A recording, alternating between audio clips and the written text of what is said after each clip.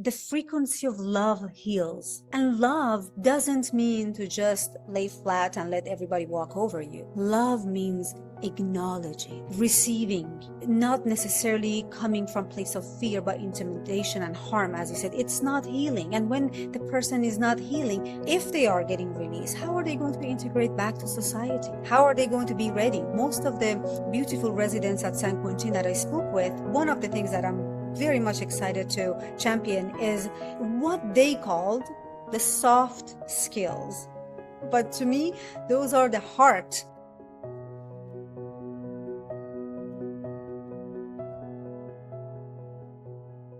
We are taking you on an extraordinary journey through the eyes of someone who's walked where most of us never will, into the heart of America's largest death row. Miss Sayé Yabandeh is an Iranian-born humanitarian, actress, and Virgin Galactic next-gen astronaut who recently visited San Quentin State Prison's death row, which is home to over 7 condemned men. Richard Branson has called her a woman of the world, and she embodies Virgin's commitment to using business as a force for good. Tonight's conversation directly supports the Business Leaders Against the Death Penalty campaign, launched by Virgin Unite and a Responsible Business Initiative for Justice, which has united over 350 prominent business leaders worldwide. What Sayé discovered at San Quentin challenges everything we know about justice, redemption, and what it means to be human. My sense tells me this isn't only about a prison visit, it's about what that visit reveals about our collective soul. Sayé, you're preparing to see Earth from space as a Virgin Galactic astronaut and training for that profound shift in consciousness astronauts described as the overview effect. And Virgin Unite has positioned this space program not only as adventure, but as consciousness expansion that leads to more compassionate action on Earth. Yet you've chosen to enter one of Earth's most confined spaces, San Quentin's death row. And among all the causes you could champion, space exploration, environmental protection, global education, something has called you to walk in these corridors of condemnation. What was that moment of calling?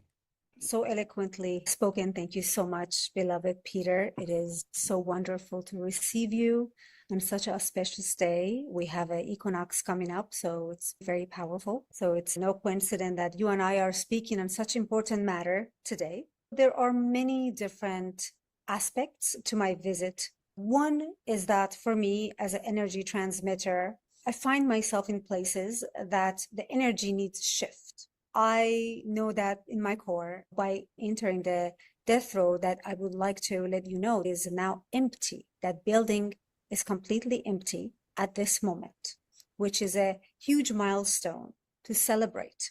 I met with individuals, the residents of San Quentin, living in those quarters. I had a one-on-one conversation that they're no longer there and they have been transferred to the different area inside of a San Quentin, that it's more free. Everybody's a resident.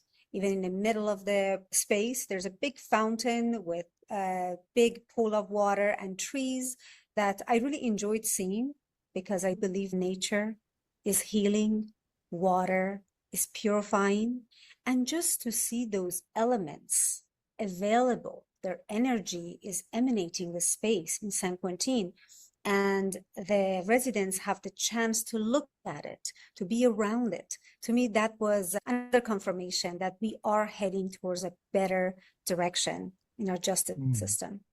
What this shows me is you're describing your whole visit to San Quentin is archetypically, it's the ascent into the underworld. It's the archetypal pattern where individuals cross into society's collective shadow to retrieve wisdom for healing. I see a correlation with your space training. This amplifies this because you're literally preparing to see the bigger picture while simultaneously confronting our deepest wounds. So beautifully said. I'd like to let you know that I do see the bigger picture every morning. I take those flights quite often. it takes it to our other conversation that we will have, whether as human 3D and physical, we put lots of emphasis in the body, but we could travel without it, with our consciousness, and I frequently do. So I do tap into that, and I do access that bigger picture all the time. I understand where you're coming from.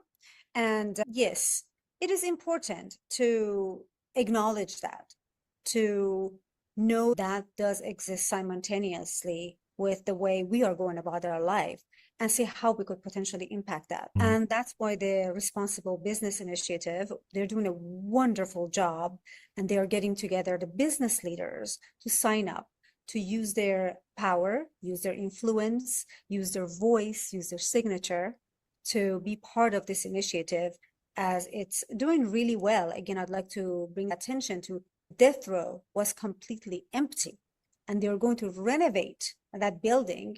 They showed me where they're going to have washer dryers for the residents to do their own laundry, and it's going to transform. They're going to change the colors inside. And one of the interesting things that I saw, where back then called it the death row building, I saw there was a sign that said, if you feed the bird, you will get, I don't know, 150, 115 punishment. I was like, what does that mean? They had that sign all over. They said because the residents would start feeding the bird because they're bored, and the birds will come inside a building. The more they feed them, the more of them would they come, and they start making a mess on the guards. So they made it a rule that if you feed the bird, you will get punished for that. Even bringing it to something so human, the only thing that one could have access to, the one connection with an animal, that was being punished. I am not speaking about doom and gloom. I'm just informing. This is how a human being has lived in these corridors, in that building, and much more. Now that's being transformed to a lighter space. I know that you work globally with Yes. refugees and children in crises. Yes. These are things that people and society sometimes overlook. Yes. By walking into death row, these are people society is actively condemned to die. What was your internal energetic experience in those first moments? I am very in tune with the energy, and I feel it. I'm very in touch with that. Walking into it, I start shifting. I start transmitting within my vessel, within my body. But I made sure to step into a couple of those cells physically. I could see flashes of what happened. I could see the darkness. I could see the inhuman way one has been treated. One more thing that is very timely to share with you today. On September 21st, 2011, Troy Davis was executed for a crime he did not commit. So I'd like to bring to your attention, just because a person is in there, that does not mean that they have actually committed the crime. That's another layer on top of it. Who are we to decide with the limited human mind that someone is guilty and we have the right to order for their life to be taken away? It's a very timely day today to speak about this. Thank you so much. We're celebrating Troy Davis. Thank you. You crossed into San Quentin, you embraced and embodied those feelings, you stepped into the cells. What does your heart want people to know about that crossing, that threshold crossing? I want us to be active, bringing more light into it. I don't want us as a human race to grieve it, to contribute to the energy of condemnation, because where the attention goes, energy flows. So I don't want us to say, oh, that's so bad, I can't believe it. I want to contribute to the light together, to see what can we do going forward. Again, as business leader, as peoples of influence, how could we utilize what we have to change this, to start reshaping the justice system the way that is more human, it's more fair, and it's not based on fear and punish, more rehabilitation, and more based on love, not punishment. Because most of the residents that I spoke with one-on-one, so well spoken, the ones that I spoke with really have gone inward and thinking. And what I loved, Peter, oh, I so enjoyed this, the liberation of they saying, I did this. Now I am this.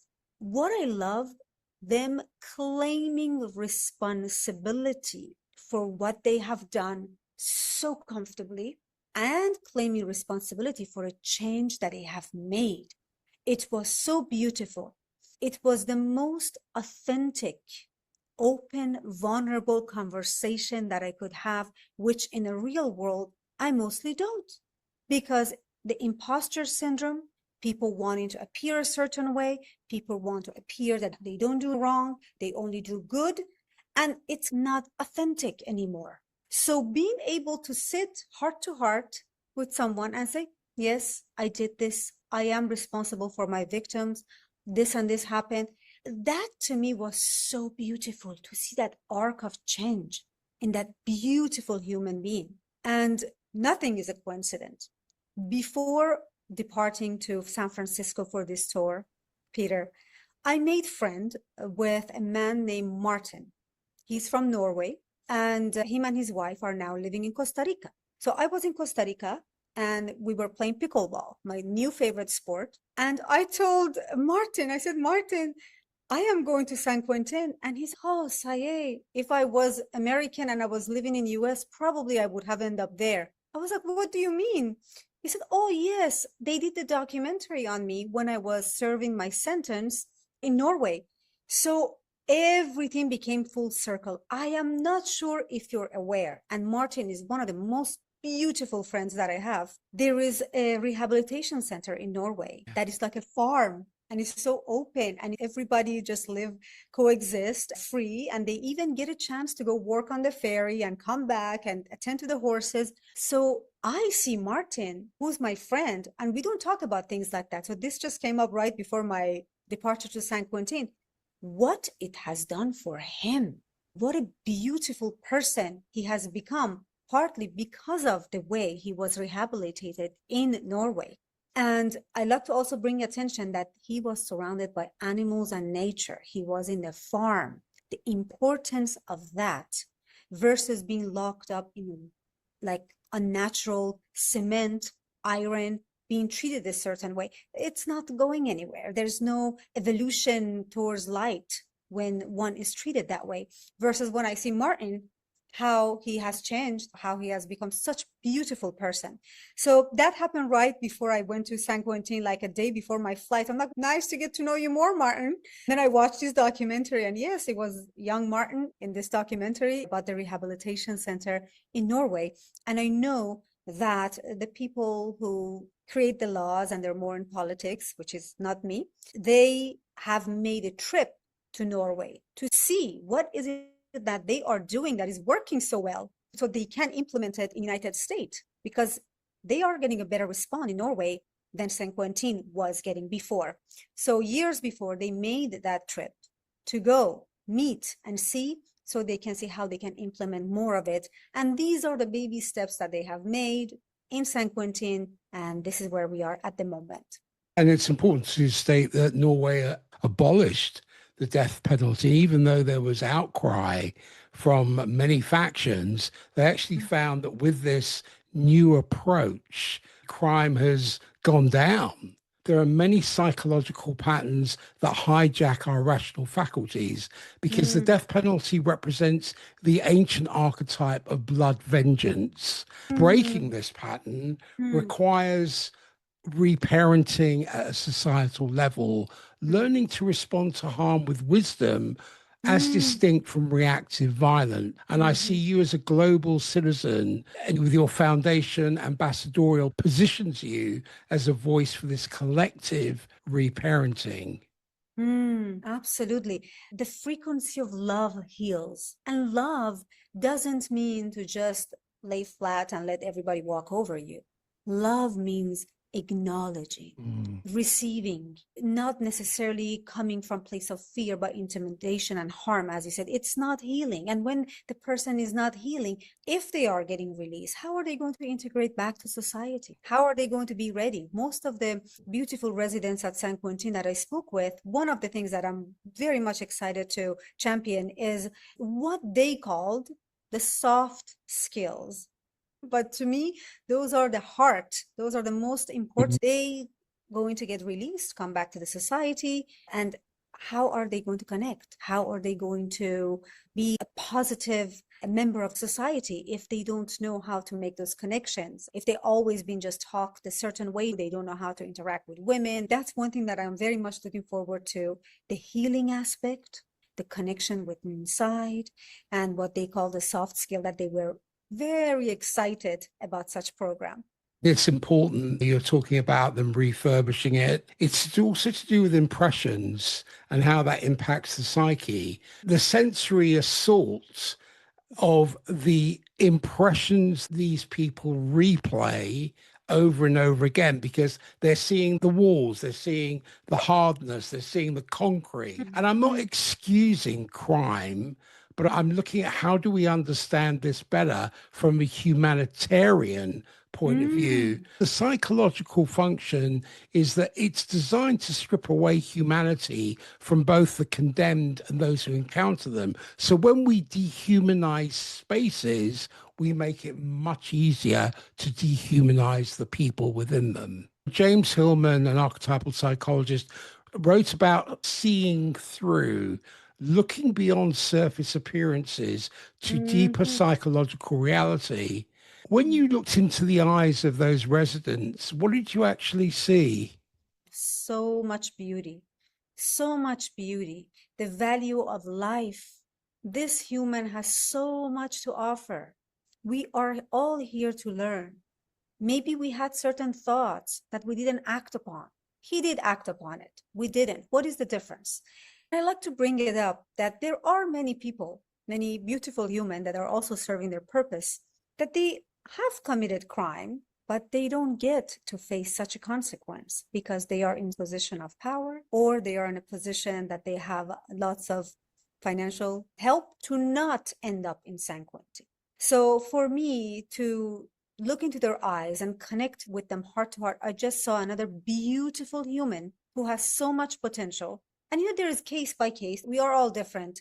But I did see how much proper rehabilitation adds to that person, adds to my healing, adds to our society, adds to the frequency of Earth as a whole. Because imagine if you're a guard going every day to work in such an environment with the bars and iron and dark colors and separation between you and your brother or your sister, that is exhausting for that human. They are also in prison. Versus when you're going to a rehabilitation center like Norway, you can call each other by name. You are all in open space. They can approach you to speak. You can approach them to speak. And you have nature around you. It's a different, healthy, healing environment for everyone. So it's good for all involved.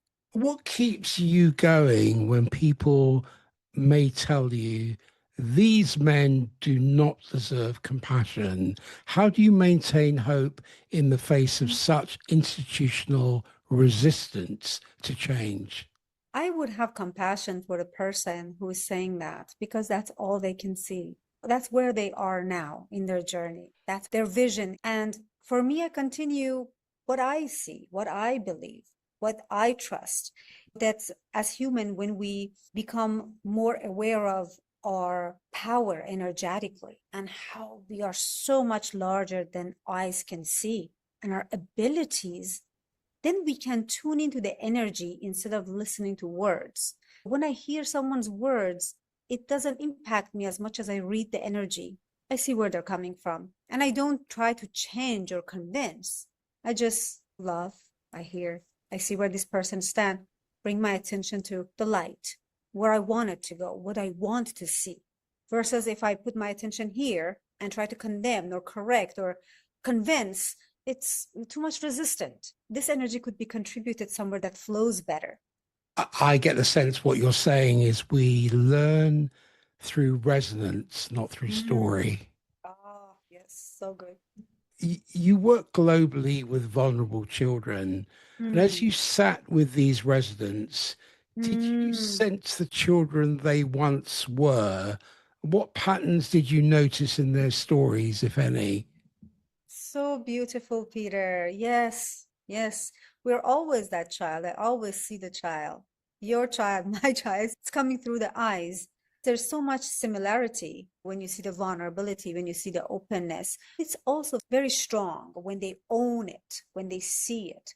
I saw them getting emotional, shedding some tears about what they have gone through in various stages. I saw this man who was 25 years in death row, and they recently, 3 years ago, have moved him out. So he was showing me the cells. He was telling me how he was living and how he was finally allowed to live in a different quarter. He's no longer in the death row, and how he got emotional still after all these years, sharing his story to me, and how grateful he was. He said, my victim's family helped me after 25 years because they didn't believe in the death penalty. So the victim's family came back and said, we don't believe in death penalty. How empowering is that for a human race? And then they moved him finally. Of course, there's lots of legal things involved. And imagine so much energy is invested in every way, financially, energetically, into keeping one in imprisonment and certain treatments. Yes. My sense tells me you're revealing the collective shadow of, on one level, societal failures like poverty and racism, untreated trauma that societies prefer not to examine. Healing requires facing the shadow with both clear sight and compassion. There's something uniquely barbaric about death row that I would like to invite you to help us understand. These men live for years, sometimes decades, knowing exactly how they will die and watching others taken before them. During your visit and in your conversations with residents, did you sense this psychological torture of time itself? Thank you. I am no expert, but I will share with you what I saw and what I was witness to. One of the men who was on death row for many years, in his early 60s, shared with me that usually in that building, it was so noisy, but the day they had execution, it was so quiet. Everything would become heavy. There was no noise. You can feel it even when I speak. I bring that energy. You can sense it. How many times you see another is taken, how many times you go through that. It's re-traumatizing. It is not by any way healing. And I would love to tell you about this initiative by The Last Mile. So The Last Mile, that was one of the partners that invited us in collaboration with Virgin Unite and Responsible Business Initiative. They have created this program of coding. The residents are now learning how to code and have secure Wi-Fi access to be able to learn how to code properly, so they can integrate once they come out. Some of them even secure jobs before coming out to society. I found that healing. I find that they feel sense of purpose. They're doing something. They're creating something. We as human, we are creative. We must create somehow to feel alive. You're creating this beautiful podcast, bringing it to people. This creation energy pass on and elevates. So for someone in there to be able to create a website, create something, I found that so beautiful. And I'm so grateful for The Last Mile for creating that inside of San Quentin. They also have different ways of creation, but what they have done with the coding, that was quite impressive, and being able to secure jobs for them. That's another initiative. I believe it's called Fair Check. You get a fair check for securing a job. So it's not that you go get a job and the first thing is, have you been convicted? The moment you say yes, no chance exists. So they do secure jobs for the residents through the Fair Check initiative. And also Virgin, they hire many, giving second chances. One of the greatest antidotes to victim consciousness is to being a creator on both sides. You're part of Virgin Galactic's next gen astronaut program, and you've witnessed the business leaders against the death penalty campaign that Virgin Unite supports. Over 350 prominent business leaders have signed on. From your perspective, having now visited death row, how do you see the role of business leadership in driving social transformation? It's so important, Peter. I'm so glad you're talking about this. More of us that comes together and utilize our voice, our connections, put it behind this initiative, it will gain more momentum to move forward. So I would like to take this moment to invite yourself and other business leaders to sign. I can send a link to you to sign up. And it's an honor to truly stand with this initiative of responsible business initiatives. Then we see results such as San Quentin, that death row is empty. This didn't happen overnight with just one person deciding. This happened a collective decision, collective support in many ways. And once we've set the intention to support the initiatives, the doors open. I don't think we should worry about how it will happen. We should just stand up and start walking, and the path to start appearing one step at a time. Beautiful. I'll put those in the show notes. One of the things I wanted to bring to light, because I did some research when you sent me your text about your visit, I want to make the economic barbarism viscerally real. Each death penalty case costs roughly $3 to $5 million. That's more than life imprisonment. And California spent $5 billion since 1978 while executing only 13 people. So that's nearly $400 million per execution. As you sat with these residents, were you ever thinking about the children who won't get educated, the trauma victims who won't get healed because we choose killing over healing? I hear you on that. It feels like such a huge waste in every possible ways. So the question comes, why is it?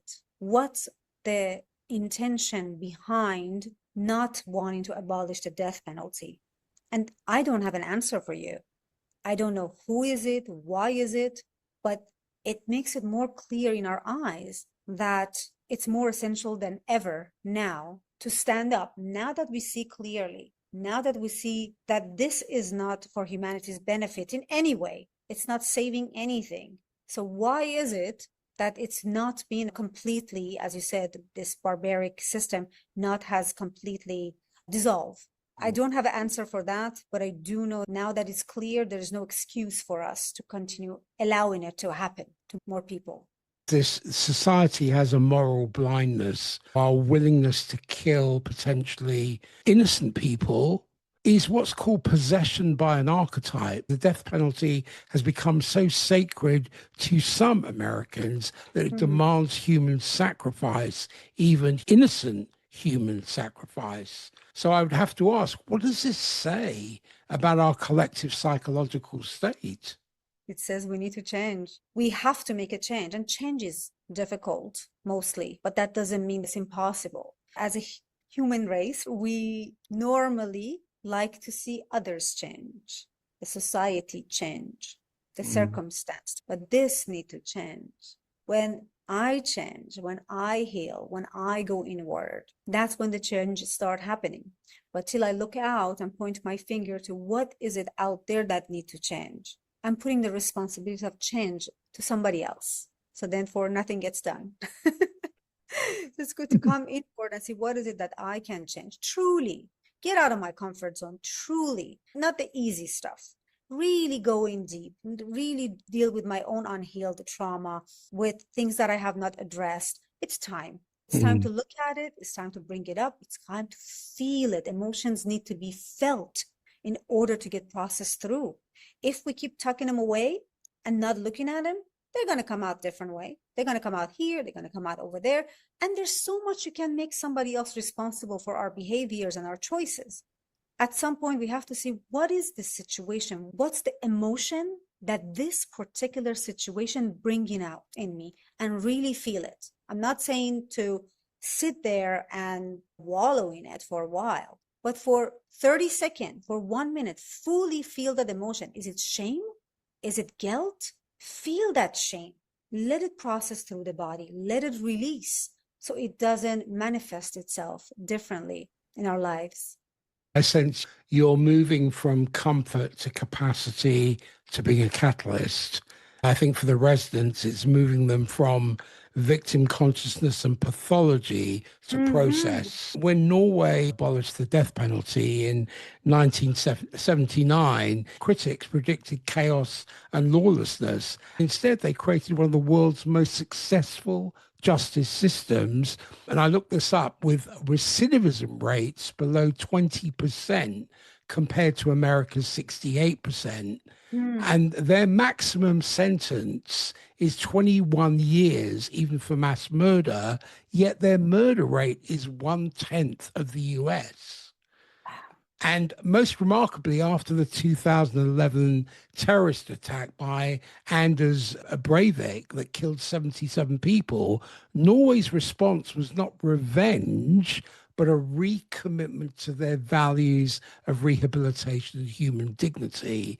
Now, I mm, don't see this as theoretical idealism. This is practical success on a mm. national scale. What lessons can we learn from countries like Norway and Germany and Canada that have built justice systems around healing rather than Mm. harming? You said it beautifully, Peter. I don't need to add anything to that. You're so well spoken and you have done such a great amount of research with numbers. That right there. But it just comes down, as you said, if you have a child, if you yell at it, if you punish the child, will the child evolve to become a free, positive human being, or will it have trauma that is not processed and now it's going to manifest as an adult? So it's just the same similar concept. I don't want to make it small, but it's a similar concept. It's the frequency of light and love, which is a higher coherent energy that is healing, where the frequency of punishment, fear, intimidation, it's dense and it's heavier and it's not healing. It just gets stuck. So that's how I can share with you from an energetic perspective. I hope it makes Mm. sense. Yeah, it's interesting when you look at these stats and you just think, God, there's got to be the political will. But unfortunately, this blood vengeance, which is the parent archetype, we need to move to the wise elder archetype. Mm, mm, mm, mm.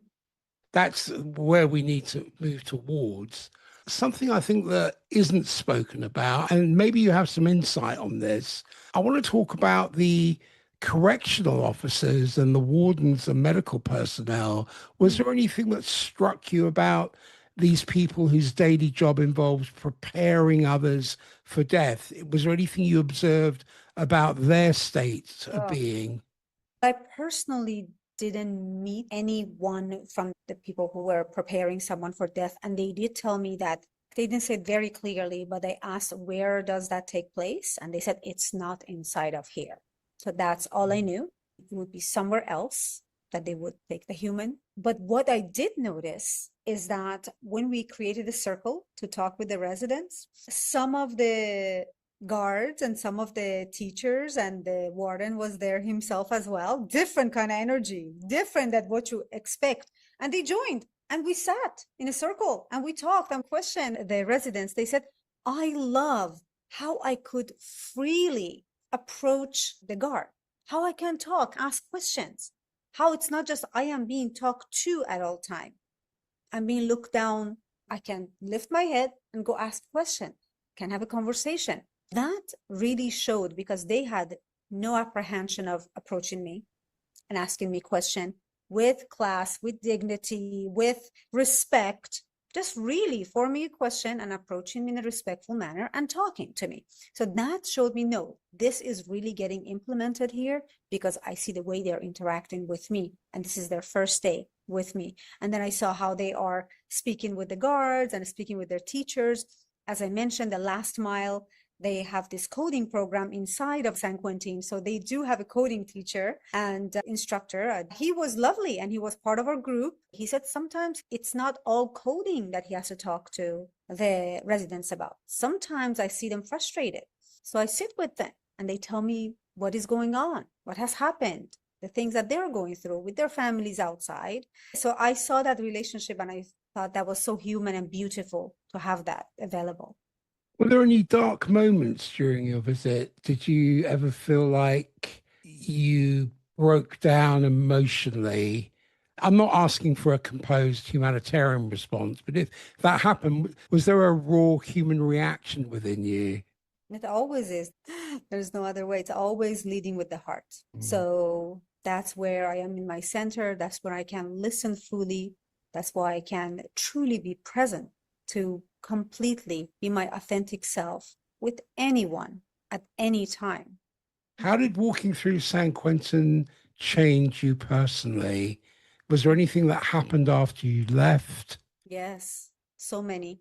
Some that I can verbalize and some that is still integrating. One thing, Peter, was that when I sat there and when I heard Chris from the Last Mile, he's leading Last Mile, there was a beautiful, strong woman named Maha. She is leading the Responsible Business Initiative, and Maggie and Lena and much more. And they're all women. That's how interesting. I felt I'm not alone. I felt that we're doing it together. That felt so good because most of the time for me, it's just a one-woman show. Going from Mongolia to South Korea, going to the orphanage in Cambodia, it's always me. It's not a huge team making a path wide open for me to walk through. It's me. And I do it with heart. And I'm so grateful. It's such a gift, but it is always me. So by sitting there and seeing Maha speak, seeing Chris talk, and I just was, oh my goodness, they care about the similar things. We are doing this together. It felt so good. I was more empowered to create more programs that we can collaborate on. So that was beautiful. For me, the residents, the way they have changed and transformed, feeling that. I don't need them to tell me, I can sense it. Just seeing the transformation, feeling the arc they took from the moment that they have come in and the person that they have become. I have no doubt once, and hopefully if they are allowed back into society, they are going to be a very positive members and contributing immensely because they are dedicated to their craft. They're so appreciative of any opportunities they have. I would love to inspire business leaders to hire, give the second chance. Everybody needs a screw up allowance. So good. You're preparing to see Earth from space, and that overview effect where all borders disappear and you witness our fundamental interconnectedness, how are you psychologically integrating that cosmic preparation with having witnessed what could be termed the most primitive, violent impulses? Wow. We have to talk after my physical space trip. As I mentioned to you, I take space trip every night. Just going in. It's so clear. We all know this. There are no borders. We put the borders. Human put the borders. Earth didn't come with borders. Earth just offered itself whole and beautiful. It's so much to offer. Then we started putting borders, building them. So we are one. We are interconnected. One thing that happens almost every day or every other day in my life, because I travel a lot, is that sometimes I travel 4 or 5 countries a month, or within the United States, I'm constantly traveling. So I get approached a lot. People come and say, they see something interesting, but they don't know where to put their fingers. They're like, where are you from? And I say, Earth. They're like, huh? I'm like, Earth. They're like, where is that? I spell it out for them. They're like, oh, South America? Like, for me to even say Earth, it takes a long time for them to understand. I understand I do have an accent. If they want to go deep in the conversation, then we go there. They're like, because we are one. Because the first question should not be, how can we separate from each other? How can I separate you from me? By saying, you are from there, I am from here. Let's start from what binds us. I'm from Earth. And then somebody else usually say, oh, I'm from Earth too. I'm like, great. I thought you looked familiar. We are from the same place. Let's start from that oneness that is so innate, so true, not man-made. It just is. We are one. We are interconnected. And then we can branch out to talk about culture and differences and different flavors, I would like to say.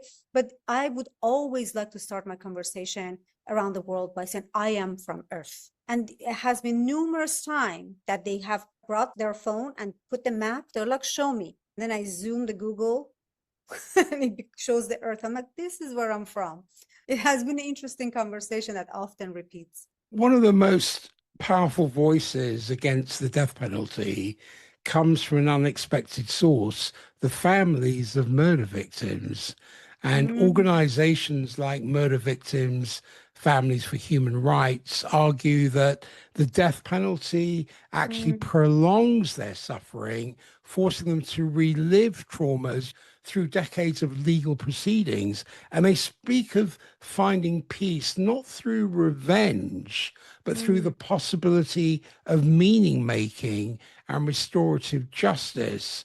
From your perspective, how can we honor the grief of victims' families while also questioning whether state-sanctioned killing brings healing? How beautiful. I was not aware of those particular initiatives that you spoke of, so I'd like to look into it. Thank you so much for bringing it to my awareness. Yes, I can not even begin to imagine what is it that they are going through because I haven't experienced that myself firsthand to speak about it. However, from the gentleman that I spoke with inside of San Quentin, he told me the reason that he's no longer on death row is because the victim's family are against the death penalty. To me, that was the first connection. So I see that is resulting in better outcome just for the gentleman that I met. I cannot imagine that prolonging brings any additional healing. Again, as you said, it feels like a revenge, and revenge is never accomplished further in human civilization, as we can see.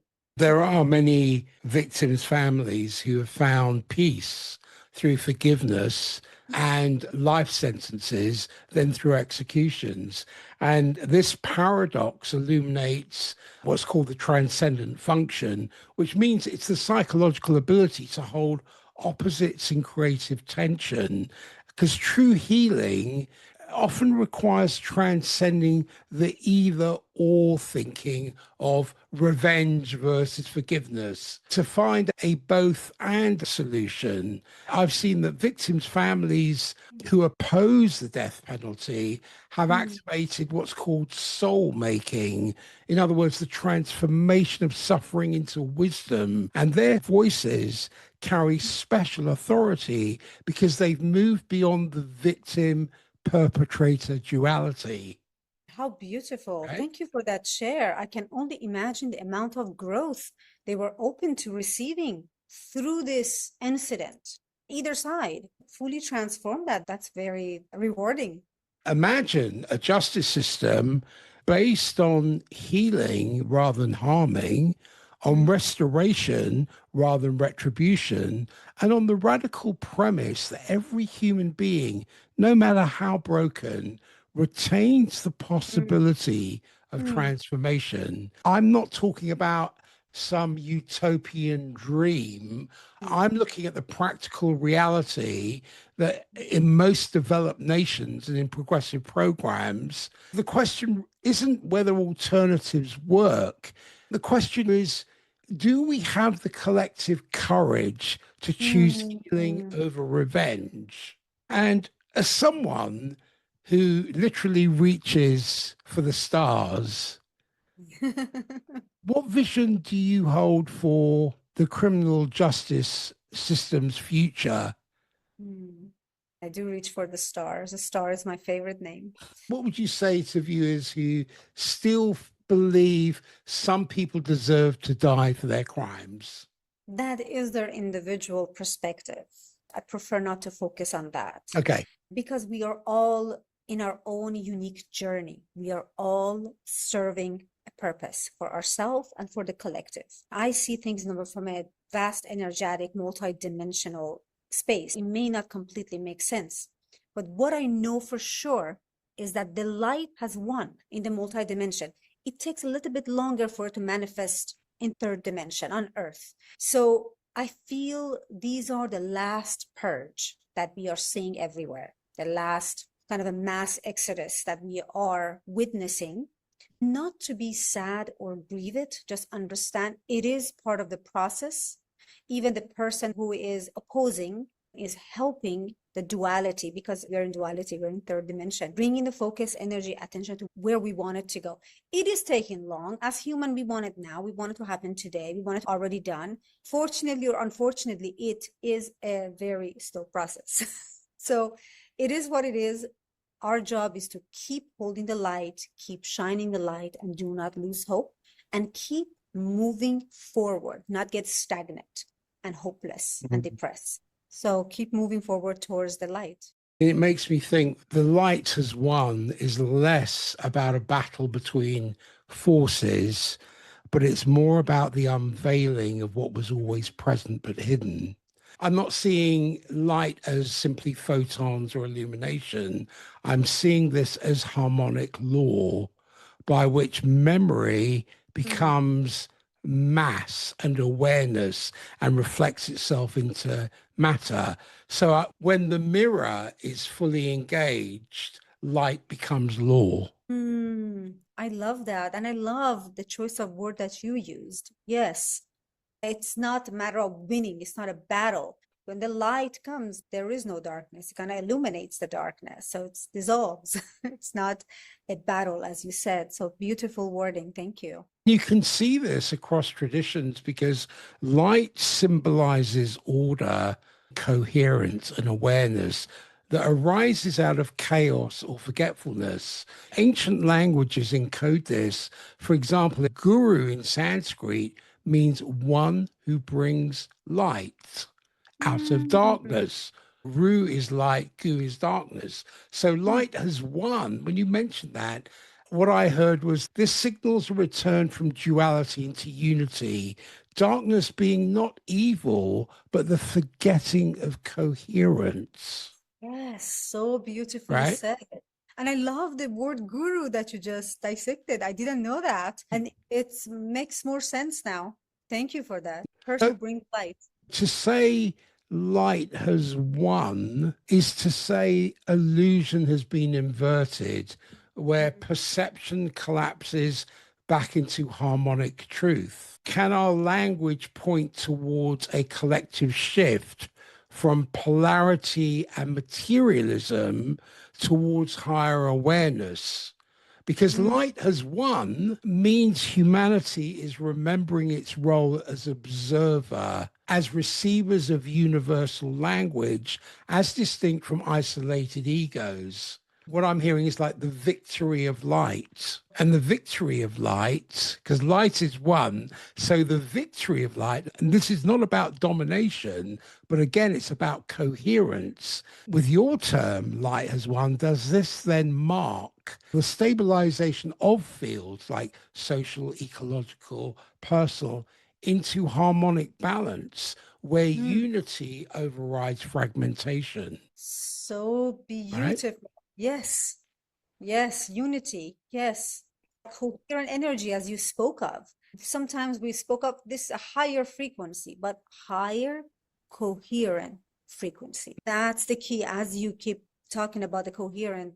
I'm not talking about declaring a future event, but based on your statement, the resonance of it tells me that this is about recognizing a present inevitability, that illusion cannot sustain itself once Yes. coherence is remembered. Yes. So good. Yes. So light is not competing with darkness, it's No. revealing that darkness was only the absence of seeing. Yes, exactly. It's not competing. It's just being, shining. So beautifully said. Again, our collective consciousness can determine the future. Nobody knows. Our collective choices, our collective day-to-day choices, what are we contributing our energy to, contribute to that coherent collective energy. That's really important. We're talking about the harmonic field, an electric harmonic field, not something that we was conditioned to see that just arises from matter, but the medium through which matter organizes. The field impact matter. Matter doesn't impact the field. That area that I love to talk about, but I know it's going to be a huge conversation. If we look at the geometry of consciousness, where each thought is a wave, and when many minds hold a resonance, this is you talking about consciousness as a field. If that's the case, it becomes a standing wave in the collective field. This is why shared belief systems and myths or agreements so strongly shape human history, because they're not just ideas, they are field structures. Does that mean the future isn't a fixed destination, but an attractor container or basin shaped by collective resonance. When enough coherence is achieved in the field, timelines collapse, Yes. as we're starting to see, Yes. into certain outcomes, much like how observation collapses a quantum waveform into light. So Yes. each conscious decision, can we describe it as a harmonic collapse of possibility into form? For example, many like to go to psychics and they go and they ask human questions. Is this going to happen or is that going to happen? As human, we want control. We want to know what's going to happen. But the truth of the matter is that the consciousness, the choices that person make, the whole collective, everything that is attached to it will make the decision.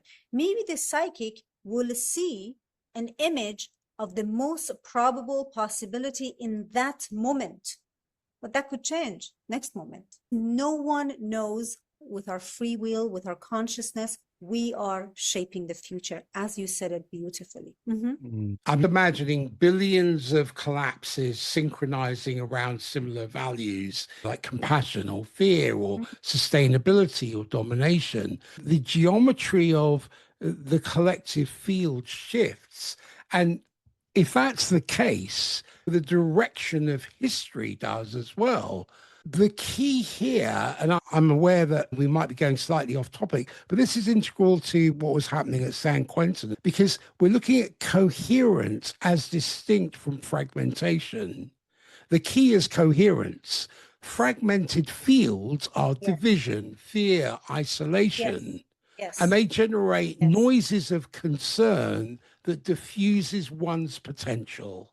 Yes. Coherent fields, unity, trust, line values, amplify possibility into probability and probability into a realized structure. This is why collective ritual, shared story, and symbolic alignment have been so central to civilizations. Why? They tune the field. Yes. The way you talked about the fragmented aspect, it's so beautifully verbalized by you, Peter. Some beings that I work with, that I guide, that I am lucky enough to serve, we sometimes work on pinpointing the fragmented aspect of the self and bringing it back to wholeness. That wholeness with the self brings more unity, brings more healing. That is the work at hand, as you said, to bring that fragmented aspect into the wholeness, into the coherent field of energy.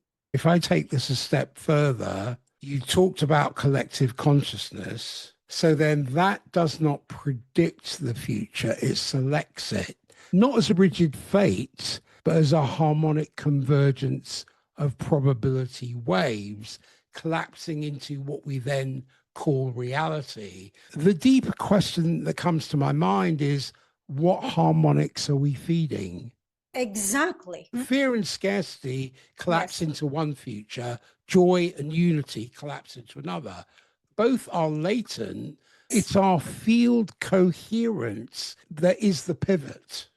Yes. Yes. So to open up another can of worm for you, and there are many realities. So which reality do you want to live in? Do you want to live in a reality that death penalty is an everyday thing? Or do you want to live in a reality that abolishing death penalty has accomplished already? So with that, those little decision choices, the way we talk, the way we feel about it, the way we think, we're choosing the reality that we want to be a part of. You were talking about realities, and I was thinking about the classical view is that here's a single space-time we all inhabit. This is what all the physics models are based on. But then what about the many worlds view? We have quantum mechanics and quantum choice and all these different aspects of reality. Are there countless possible worlds that we tend to say don't exist? Is this the lived world? Is this one world and many experiences? Each mind constructs its own lived reality. We have perception, we have memory, we have emotional coloring. Two people in the same room can inhabit very different realities. Yes. Where are we? Oh, you speak so well. It's such a joy to be with you, share space with you, and hear you speak. your wealth of knowledge, and it's just an honor to be in your presence. Thank you so much, Peter. Thank you so much for that. You've taken us inside San Quentin through your experience, and you showed us how individual courage to confront difficult truths can light the way towards collective transformation. And you've demonstrated what Virgin Unite understands, that business can be a force for good, that space age consciousness must include ensuring our earthly justice systems reflect our highest possibilities. What I've witnessed in this conversation isn't only about criminal justice, it's about whether a country like America can evolve towards the space age consciousness that you are preparing for, or will they remain trapped in medieval patterns of revenge? The residents you met in San Quentin are still waiting for a society wise enough to choose transformation over termination. The same species capable of touching the stars is also capable of choosing mercy over revenge, healing over harming, transformation over elimination. The question now is whether we will act on what you've witnessed through your journey. Because 23 states have already abolished the death penalty. Public opinion is shifting.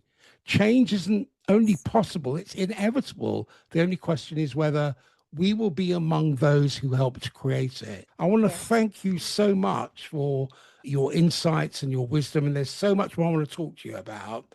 But I think together we can choose to be the generation that finally evolves beyond this medieval practice and create justice systems worthy of space age potential. I want you to have the last word. How do people connect with your work? And do you have any parting words? I thank you so much. It is such a pleasure to share this transmission with you, with your audience. I send my love to every person who come across this podcast, to these words. May they feel the unconditional love that I send to them. I would love to share with you that anyone and everyone can find me on social media platforms. Instagram. I am working on a book that will be published soon. It's by the Circle of Lights that is coming for humanity. The title is Rebirth from the Ruins. It would be something that I will share with you once that comes. I have released my guided meditation, which is a tool for me to raise fund for the nonprofit that we have that helps women and children. So by purchasing that guided meditation, that is also energy transmission and breath work, you are also contributing to our NGO, which is Sayé, SAYE.org, Sayé.org. And yes, the book is coming out. We do have a retreat coming out in Costa Rica in November. Come and see us. And yes, the best way is to connect with us through social media. Beautiful. Is the book coming out again? The sooner the better. We are hoping, my hope is for Christmas, so it can be a good Christmas present. Beautiful. As soon as I heard that title, there's a layered resonance. It encodes a structural principle of collapse and renewal as twin phases of the same harmonic cycle. I don't know what the book's about, and not collapse as an end, but the necessary clearing that allows a higher order geometry to emerge. Connected. Ruins are the residue of an old form that has exhausted its coherence. You're so tapped in and connected. I love that. So many things that you just said about the book. It's so right on point. Much love to you.